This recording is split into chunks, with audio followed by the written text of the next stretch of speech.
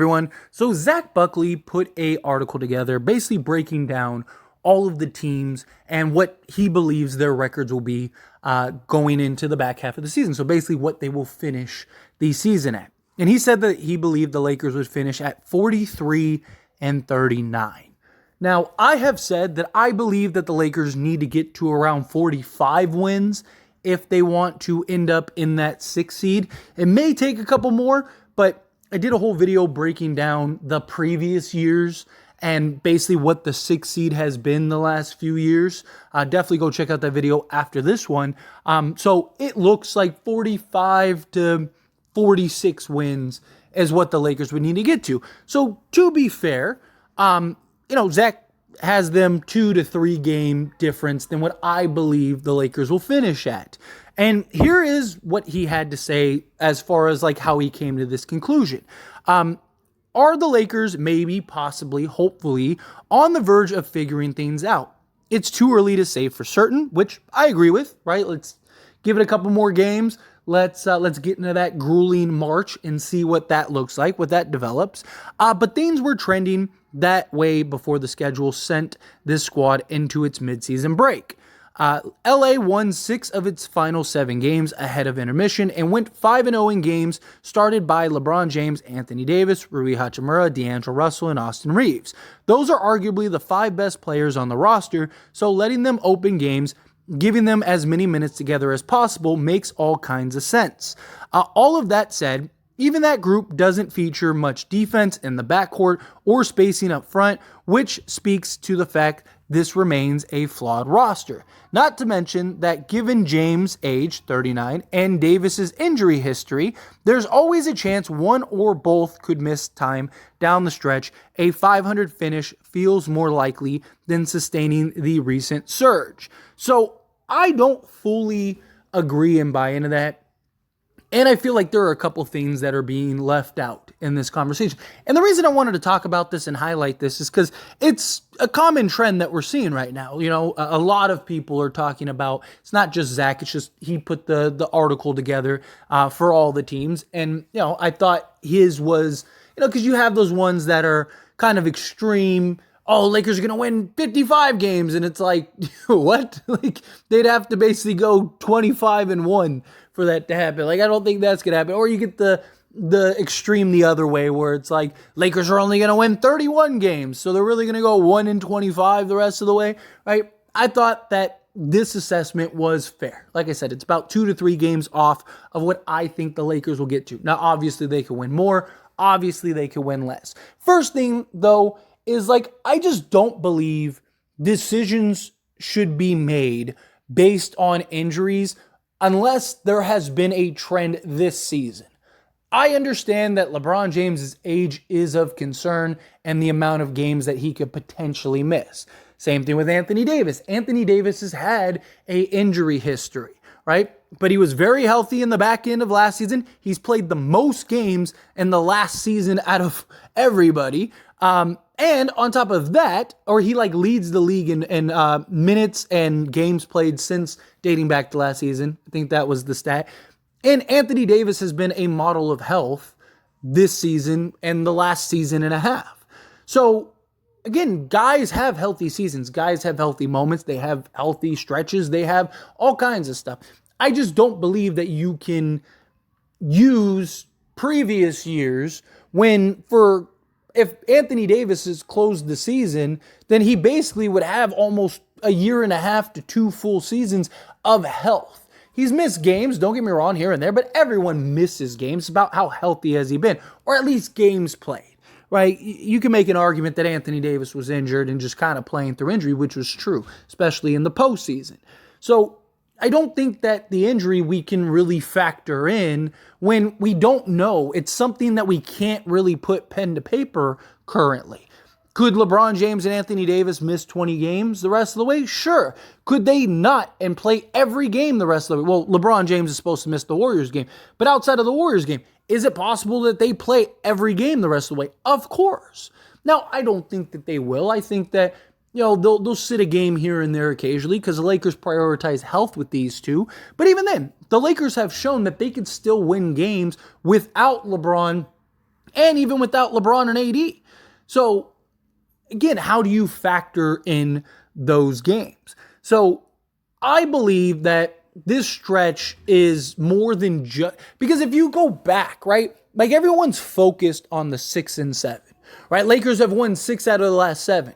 Yes, but they've also won 7 out of their last 10, and they've won 11 of their last 16.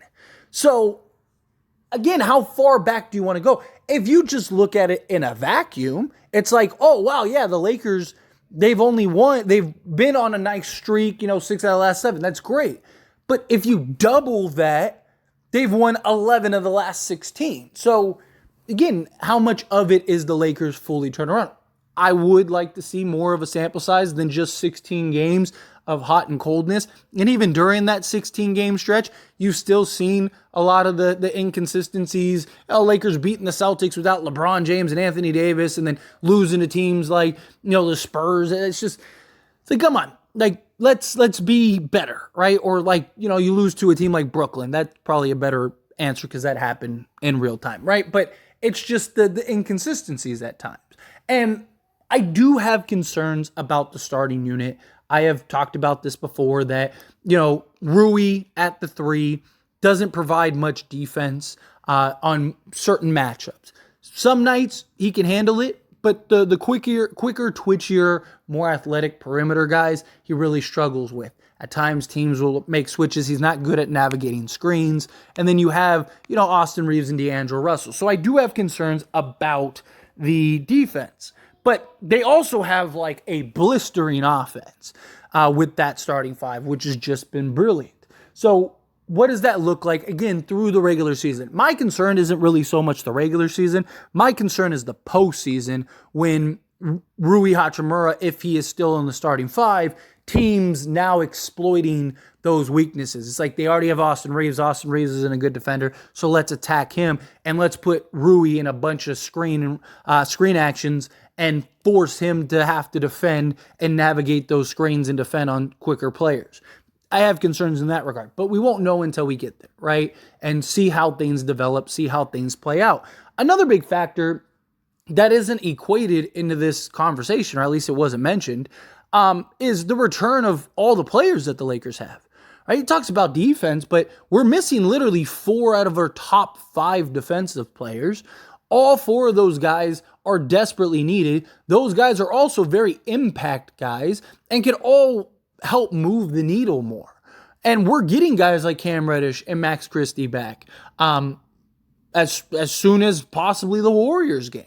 And then Gabe Vincent, he's supposed to return early to mid-March. So if he returns and he gets in a rhythm, that's just another person that could help. And then Jared Vanderbilt, like what if he returns and he gets back into form, right? So I do think that needs to be factored in to a percent, right? So again, he has them at 43 wins. I've said 45, I think is the magic number. So maybe that's the difference, right? I'm factoring in the factors of guys returning, this team continuing to figure stuff out, looking at a larger sample size than just the last 6-7 games. I'm looking at basically the last month and a half. And then also Spencer Dinwiddie, right? Because it is without a doubt that Spencer Dinwiddie is going to make an impact. And he's going to make some form of a significant impact.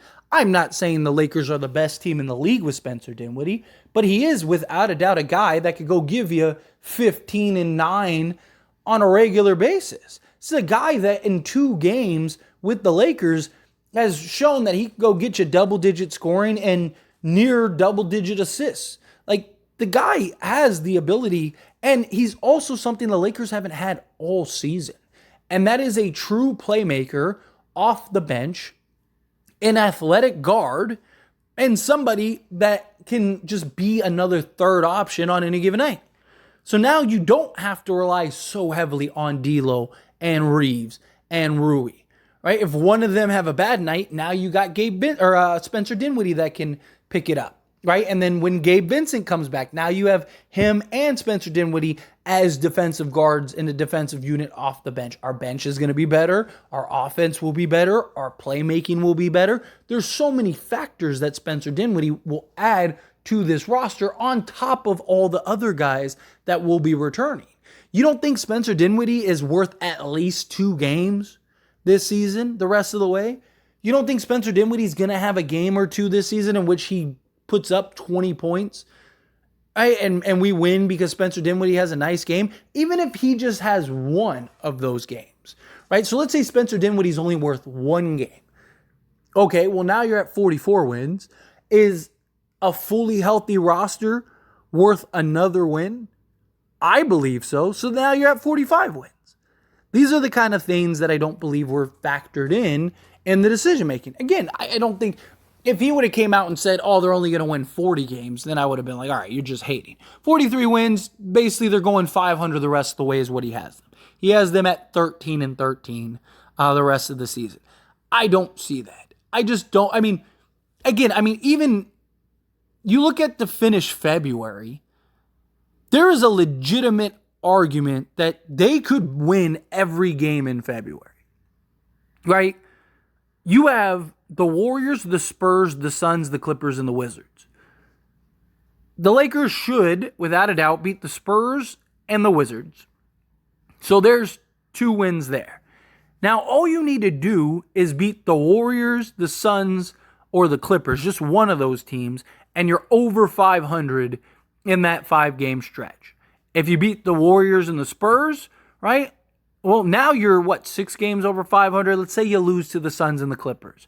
So now you're back to 4 games. You beat the Wizards, right? Boom, there you go. Or let's say you beat the Warriors, the Spurs, the Wizards, and say the Suns, who you've beaten 3 out of 4 times. All right? Well, now you're that. And look, I understand March is brutal. March is really brutal.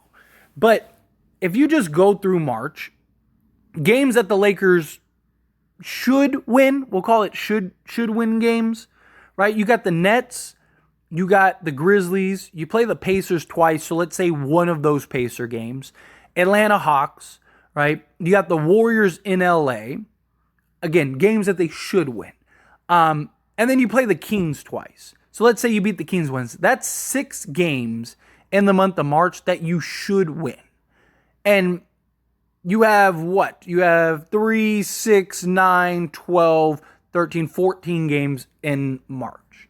So you have 6 that you should win. If you just win 1 more out of those other 8 games, you'd be at 500 in the month of March, and you'd still be 5 games over 500. And then going into April, you have the Wizards, or the Raptors, the Wizards, the Cavs, the Timberwolves, the Warriors, the Grizzlies, and the Pelicans. So you have the Raptors, the Wizards, and the Grizzlies. So that's 3 games there out of 7 that you should win. Right? So let's say you beat one of the Cavs, the Timberwolves, the Warriors, or the Pelicans, which you should. Right? That would give you 4 wins out of the 7. So now you're another game over 500. So let's say you go 3 and 2 to finish February. Right? That puts you 5 games over 500. Let's say you finish 500 in March. You're still 5 games over 500. And then if you win 4 out of 7 in April, right? That puts you 6 games over 500. So the Lakers should be at about 45 wins, right? Ideally. So, because that would be 38 losses with what I just said, right? And so you have 82 games and you end up losing, say, 38 games. You're at 44 wins. So can they squeeze out an extra win here and there to get to 45? That's where I just basically broke it down in real time for you to kind of give you an idea how I came to my conclusion when looking at everything. So Anyway, as always, this is a discussion. Pass question on you. Let me know your thoughts and opinions down in the comments below. What do you think? How do you feel? Do you think the Lakers clear 45 wins, as I believe? Because again, like I said, you go 3 out of 5, which I don't believe is unrealistic at all. I think they should go at least 4-1, but you win 3 out of 5 to finish February. You only have to go 500 in March, and then you just win one extra game in April, then you lose, and you're at 44 wins. I think Lakers should go more, at least one game over 500 in March, so that would put you at 45 wins.